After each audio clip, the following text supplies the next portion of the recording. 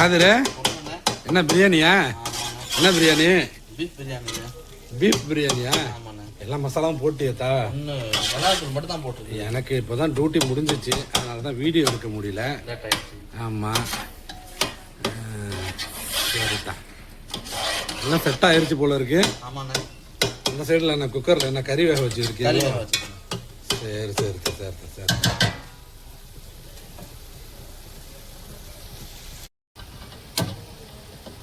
தயிர் போட.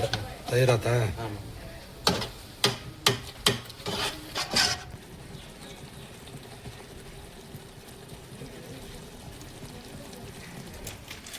மகாதிரே, அது என்ன உங்கள் பிராண்டடா?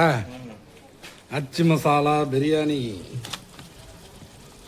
ஆச்சி பிரியாணி மசாலா.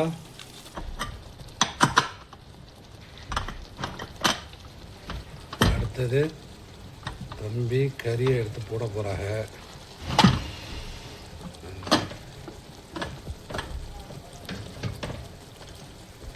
எப்படி பாருங்க, எப்படி கலர் பிரிஞ்சு எப்படி எண்ணெய் எல்லாம் மேலே வந்து நிற்கிது பாருங்க. நம்ம தம்பியோட பிரியாணி ஸ்டைலே வேறு தான். இந்த பாருங்கள், கறியை தூக்கி போடுறாப்புல பாருங்கள்.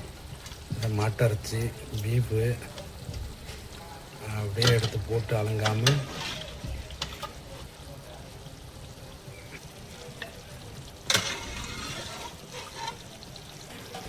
போட்ட கறியை இங்கிட்ட ஒரு கிண்டு, இங்கிட்ட ஒரு கிண்டு.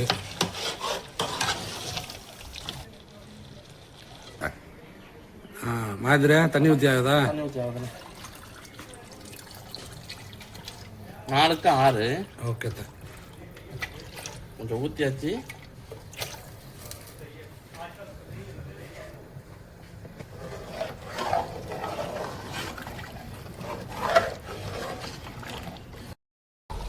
ஐயோ நல்லா தலைமுறை வதக்கிறாங்க. இறக்கலாம். அரிசியை போட்டாவது.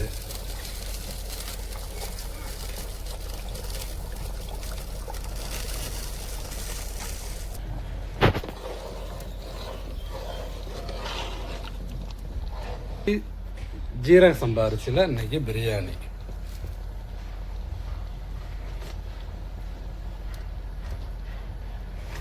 உம்முல்காக்கானு அவ பேரும் உம்முலு. அவ பிரியாணி வந்து எங்க ஊர்ல எவனாலே அடிக்க முடியாது. அது சரி. ஆனா இறந்துட்டாங்க, அப்பா தாயிட்டாங்க. நல்ல மனுஷன். இன்னொரு ஆள் ஹேண்டிகேப் ஒரு ஆள் பிரியாணி போட்டார்ல நம்ம ஊர்ல. அவர் நல்லா இருக்கு. ஆனா உம்முல்காக்கா ஃபேமஸ் தான். உம்முல்காக்கா தான் நம்ம ஊருக்கு.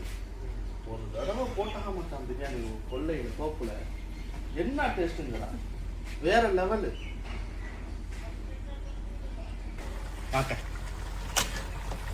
முடிஞ்சு போச்சு சோழி.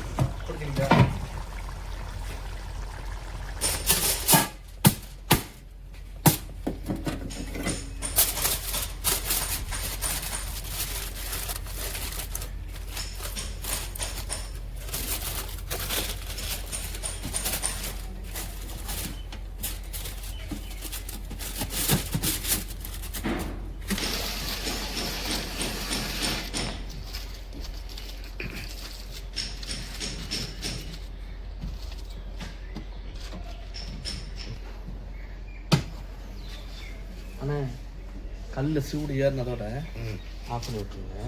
ஓகே தான், கலாஸ் பீஃப் பிரியாணி முடிஞ்சிருச்சு. அவ்வளோதான்.